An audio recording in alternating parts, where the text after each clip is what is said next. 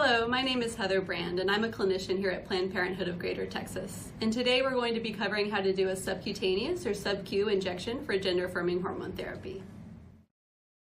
For each injection, you should have a clean flat surface, clean hands, your medication, a 1 ml syringe, 2 needles, one for drawing up your medication and one for your injection, 2 alcohol prep pads, one for cleaning your vial and one for cleaning your injection site, a Band-Aid, and a sharps container for your used injection supplies.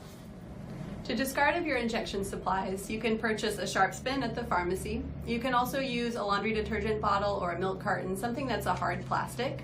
As long as you write sharps on the container, securely fasten the top and put tape around that as well. You can dispose of that in your regular trash. All of your injection supplies are meant for single use, which means you use them once and then you immediately put them in your sharps container. When you pick up your medication, you should always check that you have been given the correct medication.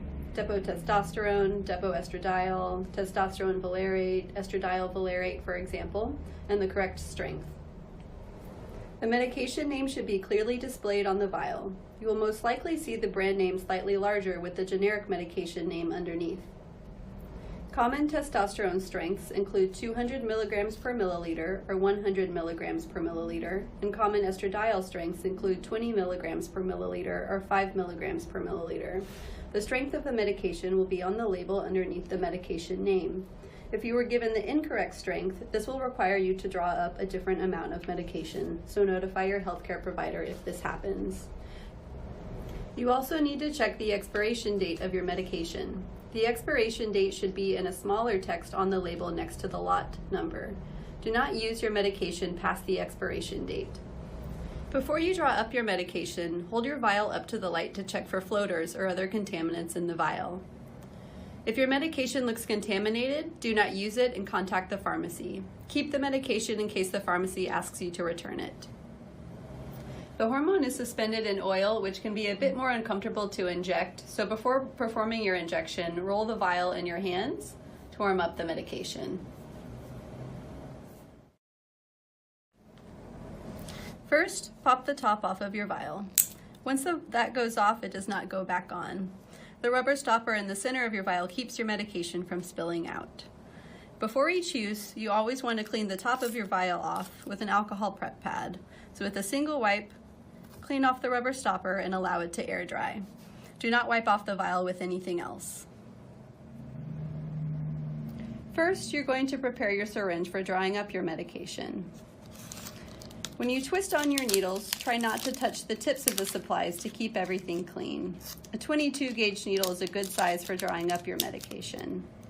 Make sure you twist from the base and not from the top, which is too flimsy and you may accidentally poke yourself. Pull this green safety feature out of the way. This feature is here so that when you're done using this needle, instead of putting on this plastic top and accidentally poking yourself, you'll simply push down on a flat surface until you hear it click, securely closing your needle. Draw air into the syringe that is equal to your dose of medication. By putting air from your syringe into your vial, you help maintain the pressure in the vial, making it easier to draw up your medication in the future. So for example, today we'll be drawing 0.2 mLs into the syringe, same as our dose. So I pull the plunger back to the 0.2 ml mark. Pull the top off of your needle, and then holding your vial on a flat surface, put the needle through the middle of your rubber stopper. Inject the air into your vial, flip your vial upside down, and pull your plunger way past your medication dose, because first you'll just be drawing up air. Then push your plunger to your medication line, ensuring that all air goes out of your syringe. Turn the vial right side up, pull the needle straight out, and cap your needle using a flat surface. Do not use any part of your body to close the needle. Then, twisting from the base, remove your needle and immediately dispose in your sharps bin. As long as you don't push the plunger down, your medication will not spill out of the syringe. And now we're going to prepare our syringe to perform our injection. A good sized needle is a 25 gauge 5/8 inch needle to perform a subcutaneous injection. So twisting from the base, apply your needle and pull your safety feature out of the way. Set your needle down. Now that your medication is ready, you're going to get your injection site ready. For subcutaneous or SubQ injections, you will perform the injection in the abdomen or in the top of the thigh. If you have trouble performing your injection, a support person can perform the injection in the back of the arm. Speak with your healthcare provider and they can review this type of injection with you and your support person.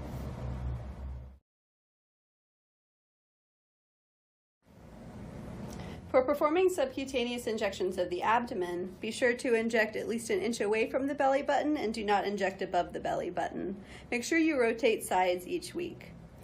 So with your alcohol pad, pinch the skin, wipe in a circular motion away from the injection site and allow to air dry. Pull the cap off of your needle. Pinch the skin and insert the needle at a 45-degree angle. You want to insert the needle 3/8 to 5/8 of the way in.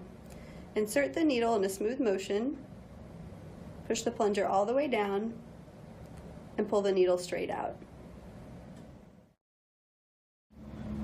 Immediately cap your needle, dispose in the sharp spin, and apply your Band-Aid.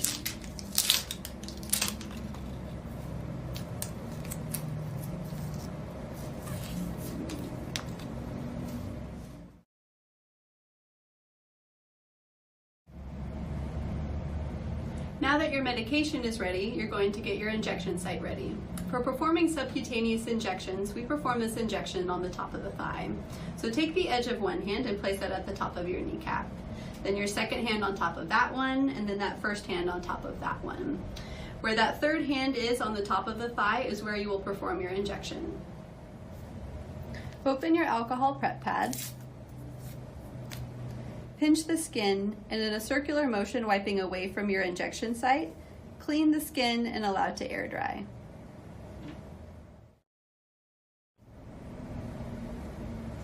Pull the cap off your needle.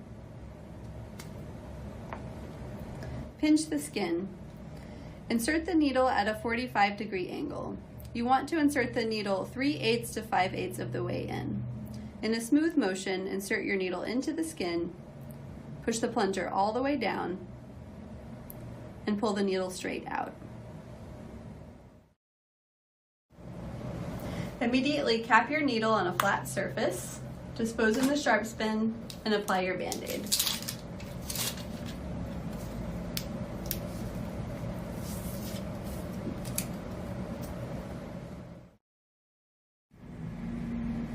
Thank you for watching this video on how to perform a self-injection. If you have any questions, don't hesitate to contact your healthcare provider.